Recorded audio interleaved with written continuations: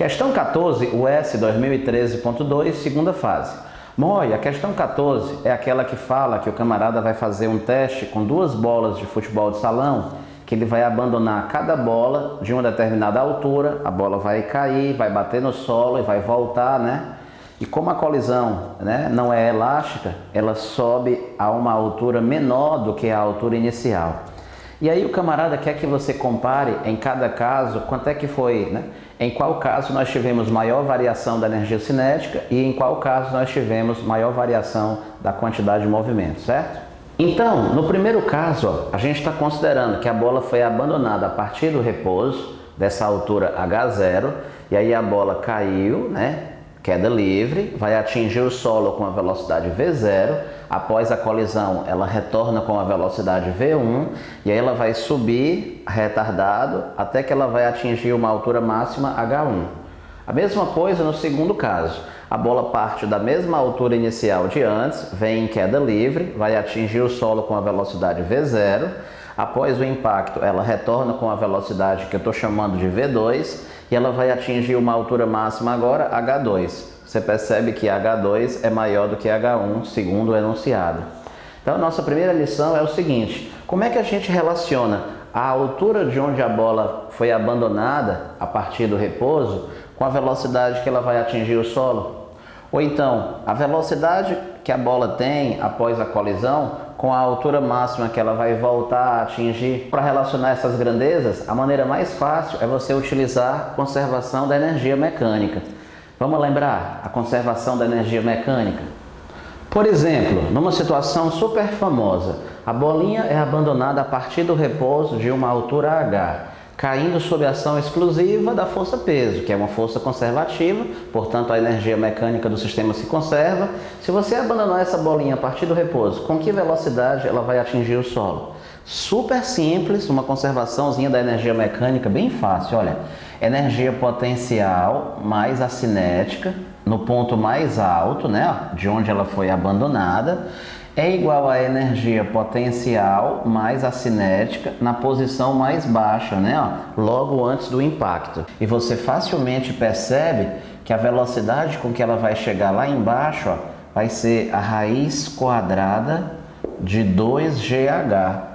Se fosse ao contrário, Renato, se em vez de cair a partir do repouso, se ela fosse lançada de baixo para cima com a velocidade inicial V, qual é a altura máxima que ela vai atingir?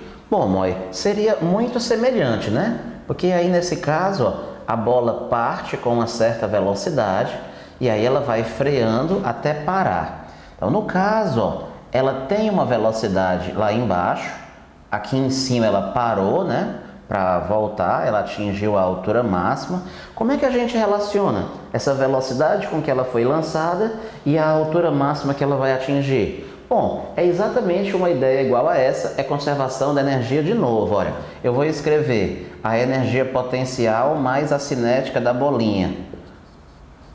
Na posição inicial, que ela já parte com uma certa velocidade, né? Vai ser a energia potencial mais a cinética da bolinha na posição mais alta. A velocidade com que ela foi lançada se relaciona com a altura máxima atingida por essa relação raiz quadrada de 2GH. Bom, então essa relação, assim como aquela, né, raiz quadrada de 2GH, é o que eu vou utilizar na nossa questão para relacionar o V0 com H0, o V1 com H1 e o V2 com H2. Vem comigo. Bom, aqui você percebe então, ó, que essa velocidade V0 se relaciona com esse H0 por aquela expressão que a gente já encontrou. V0 é a raiz quadrada de 2GH0, V1 é a raiz quadrada de 2GH1 e V2 é a raiz quadrada de 2GH2. Bom, vamos agora calcular a variação da quantidade de movimento que essa bola sofre por ocasião desse impacto. A quantidade de movimento que ela tinha logo antes do impacto é um vetor que aponta para baixo, que equivale mv0. A quantidade de movimento que a bola tem logo após o impacto é um vetor para cima, cujo módulo vale mv1. Então eu vou escrever isso daqui, qual é a variação da quantidade de movimento nesse primeiro episódio. Lembre-se que quantidade de movimento é uma grandeza vetorial. Então eu vou resolver, né, vou calcular essa variação da quantidade de movimento levando em conta esse fato. Quantidade de movimento é uma grandeza vetorial. Então veja só, qual será então a variação da quantidade de movimento sofrida por essa bolinha durante esse impacto? A quantidade de movimento logo após o impacto menos a quantidade de movimento logo antes do impacto. Então eu vou escrever assim, olha. A variação da quantidade de movimento durante esse impacto é um vetor que vai ser a quantidade de movimento logo após o impacto, que eu vou chamar de Q1, menos a quantidade de movimento logo antes do impacto, que eu vou chamar de Q0. Bom, esse vetor Q1 é um vetor que aponta para cima. E o módulo dele é a massa vezes a velocidade, m vezes v1. Então eu vou representá-lo aqui, ó. Aqui está o vetor, esse vetor aponta para cima. Vou escrever apenas o módulo dele, do lado dele, ó. M vezes v1 é o módulo desse vetor. Bom, Renato, mas agora esse outro vetor aqui que é o Q0. É uma quantidade de movimento, vai ser um vetor que aponta para baixo, né? Então eu vou fazer menos um vetor que aponta para baixo. Estou usando notação vetorial. Isso daqui é somente o módulo do vetor que eu estou escrevendo do lado dele, certo? Então, a quantidade de movimento logo antes do impacto é um vetor para baixo, cujo módulo vale mv0. Observe que na hora de fazer essa subtração de vetores, eu tenho menos esse vetor. É como se o vetor estivesse sendo multiplicado por menos 1. Então, eu posso trocar isso daqui, olha, por mais, e aí eu já vou inverter a flecha desse vetor. Esse vetor, então, agora já vai ser mv0, ó, apontando para cima. Essa diferença entre dois vetores, no final das contas, acabou se transformando numa soma do primeiro vetor com o oposto do segundo. Quanto é que vai dar então, Renato Brito, isso daqui? Vamos continuar aqui, olha. Lembre-se, né, ó, que eu posso colocar aquele M em evidência e agora vai ficar V1 mais V0. Mas você se lembra quanto é que é V1, né, ó? E você se lembra quanto é V0? Então eu posso substituir aqui, V1 mais V0, ó. Portanto, esse é o resultado encontrado para a variação da quantidade de movimento sofrida pela primeira bolinha na colisão dela, né? Na colisão com o solo. Olha, se você fizesse a mesma operação para esse caso, né, você também teria que fazer uma subtração de vetores semelhante a essa, só que onde aqui está escrito 1, você escreveria 2. Ficaria Q2 menos Q0. Nesse caso, ficaria MV2 menos MV0. Ficaria MV2 mais MV0 para cima. Ou seja, você iria encontrar o mesmo resultado, só que trocando 1 por 2. Porque antes era V1, agora vai ser V2. Quanto é que ficaria, Renato, a variação da quantidade de movimento nesse segundo caso, então, olha? Olha, você percebe que H2 é maior do que H1. O próprio enunciado diz, né, o valor do H2. O H2 é maior do que o H1. Então, se o H2 é maior do que o H1 e o H0 aqui é igual, você percebe que a variação da quantidade de movimento no segundo caso foi maior, né? Foi maior. Portanto, nós podemos dizer que a variação da quantidade de movimento, no caso 2, ó, foi maior do que a variação da quantidade de movimento no caso 1. Moisão, agora vamos calcular a variação da energia cinética sofrida por cada bolinha na sua colisão. Né? Olha, a gente quer comparar a energia cinética da bolinha logo antes da colisão com a energia cinética da bolinha logo depois, e a gente quer comparar quanto é que variou no primeiro caso e quanto é que variou no segundo caso, ok? Veja só o seguinte, qual é a energia cinética dessa bolinha logo antes da colisão? Quanto é que vale essa energia cinética nessa posição? Bom, você sabe que a energia cinética aqui, pela conservação da energia, corresponde à energia potencial gravitacional que a bolinha tinha lá no início. Lembra que a gente até falou ali da conservação da energia? Então eu posso dizer o que, Renato Brito? eu posso dizer que a energia cinética da bolinha nessa posição aqui, olha, corresponde à energia potencial gravitacional que ela tinha lá em cima, mgh0.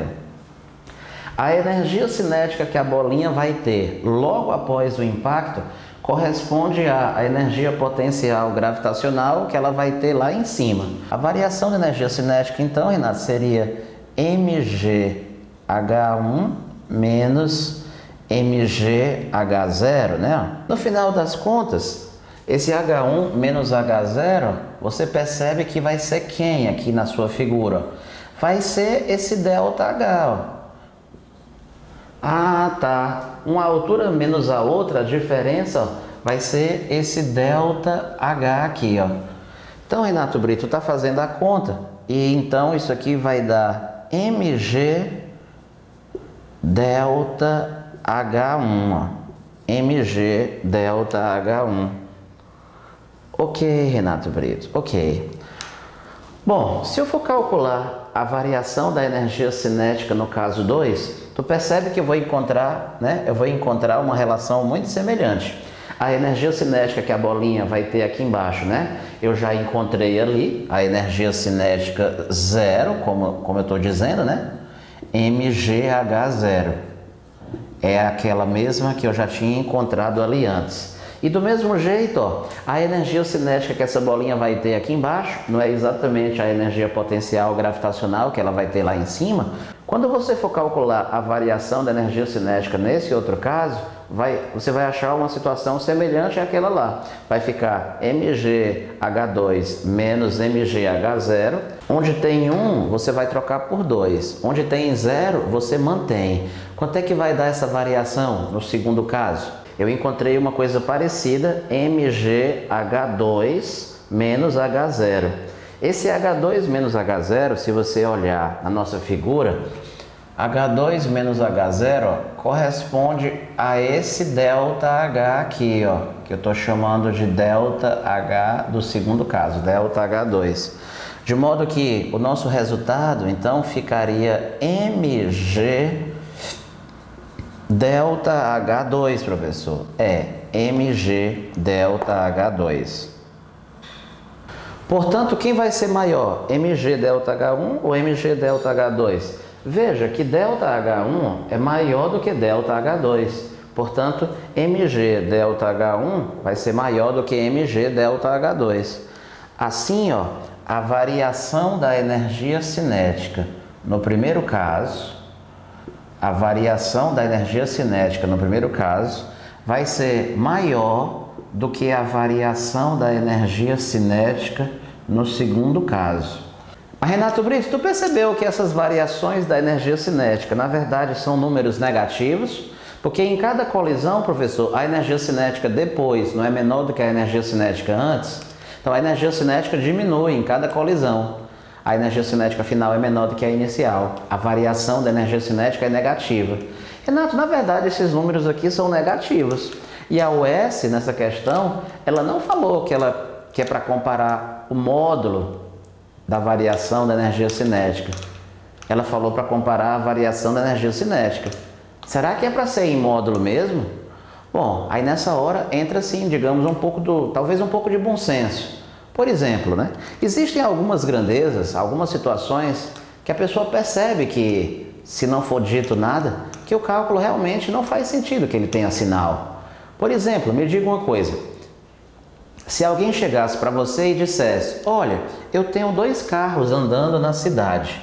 Um carro está se movendo a menos 10 metros por segundo e o outro carro está se movendo a menos 5 metros por segundo. Qual desses carros vai ter maior velocidade?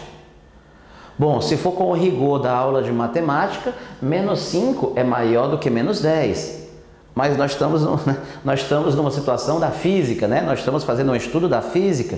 Não faz sentido você achar que essa velocidade é maior do que essa velocidade, né? Não faz sentido. Se você fosse ser atropelado, professor, eu vou ter que ser atropelado. Você prefere ser atropelado por um carro que está indo a 10 metros por segundo para trás ou por um carro que está se movendo a 5 metros por segundo para trás? Claro que esse carro vai te maltratar menos do que esse. Esse carro tem menos velocidade do que esse. Numa situação dessa, mesmo que as velocidades tenham sinal, o bom senso pede que você trabalhe em módulo, né? Ah, Renato Brito, quem tem maior velocidade é o carro que está com menos 10. Ele está indo mais rápido. Faz sentido que essa conta não deva ser em módulo, né?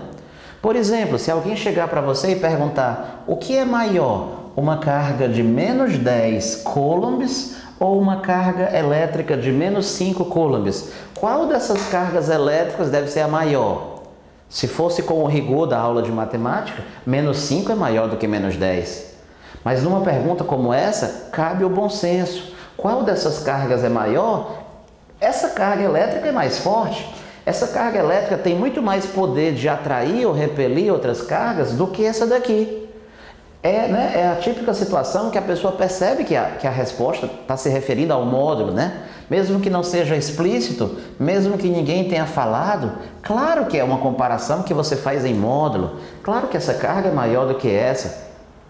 De modo que, na minha opinião pessoal, eu acredito que, mesmo que a UES não tenha falado nada, numa questão como essa, essas variações da energia cinética, não faz sentido você dizer, uma variação na energia cinética foi menos 10, a outra foi menos 5. Ah, menos 5 é maior do que menos 10. É uma situação semelhante a essa que eu acabei de te mostrar. De modo que a UES, ela realmente fez a comparação em módulo. E eu vejo uma certa lógica nisso, uma comparação em módulo, né? É a típica situação que não faz sentido você comparar com o sinal e tudo. Portanto, o gabarito da UES para essa questão é a letra C. E eu acredito que esse gabarito esteja correto mesmo. Letra C para a questão 14 da UES.